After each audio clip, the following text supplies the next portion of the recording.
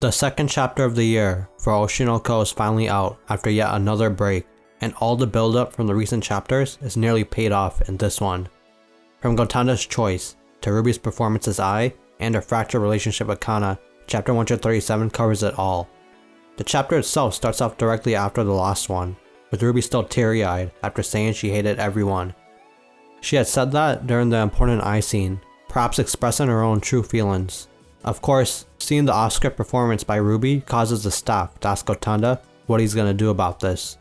That's because the perfect and strong image Ai had could be crushed when everyone sees her break down.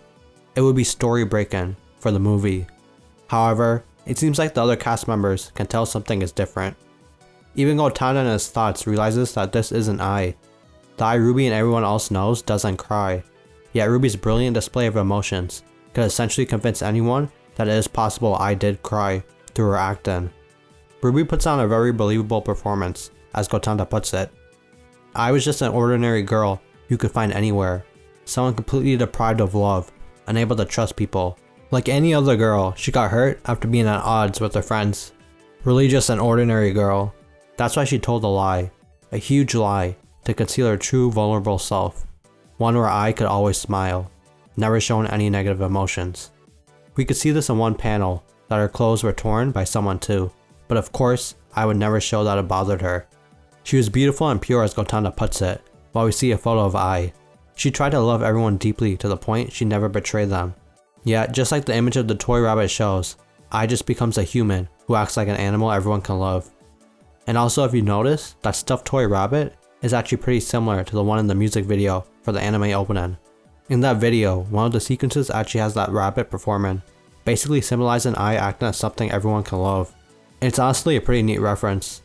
Then Gotanda says in his thoughts that Ai was an existence filled with the ugly desires of people, as we see her surrounded by dirty hands trying to grab her in the visual. They made her into an idol. Ruby also smiles as her starring out lights up, just like Ai's used to. They're going very strong to the point Gotanda feels like Ruby's eyes were speaking to him, and he tries to infer what her thoughts may be. To him, she's saying that all those people made Ai into that type of idol. Her parents, the adults around her, and even her friends tied her actual humanity to the character she was playing. They weren't just treating her as a human being with a golden heart. Then we see one last look at Ruby as Ai, as Gotanda states that it's all their fault for not acknowledging the existence of Ai as an individual. With that, the scene is then concluded. Of course, the staff is all wondering, what are they gonna do now? With this performance by Ruby, the trajectory of Ai's character in the film has changed dramatically, even affecting future developments for the character in the film. In just 15 seconds, Ruby showcased Ai's tragic scream, and her daughter's piercing anger. Gotanda wonders if it's all connected. In fact, to Gotanda, this scene shows why Ai was so strong. Gotanda then says he'll rewrite the script later, but the rest of his team thinks he's being absurd. Yet the most important thing is that we actually gotta look at Ichigo's reaction while that is happening.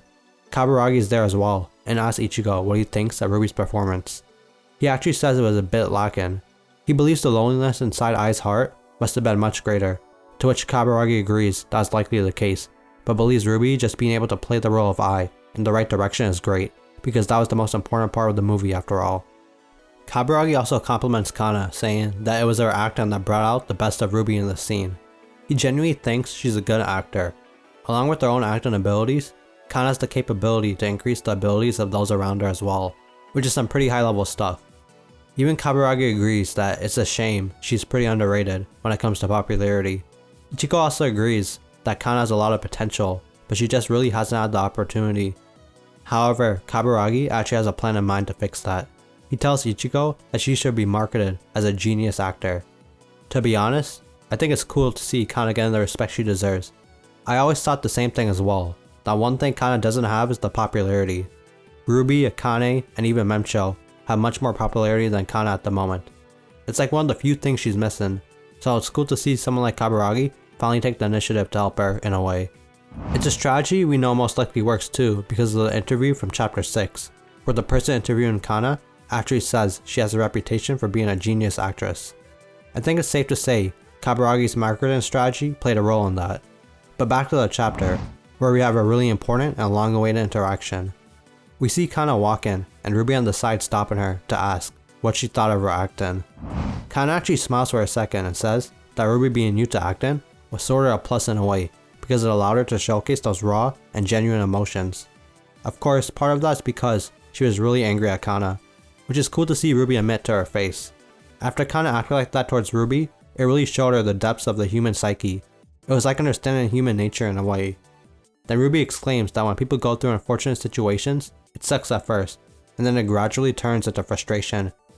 Kana just says that her human nature is shallow, and that she should realize something deeper than that. But Ruby admits that it's thanks to Kana's frustration, essentially, that led her to being able to understand Ai.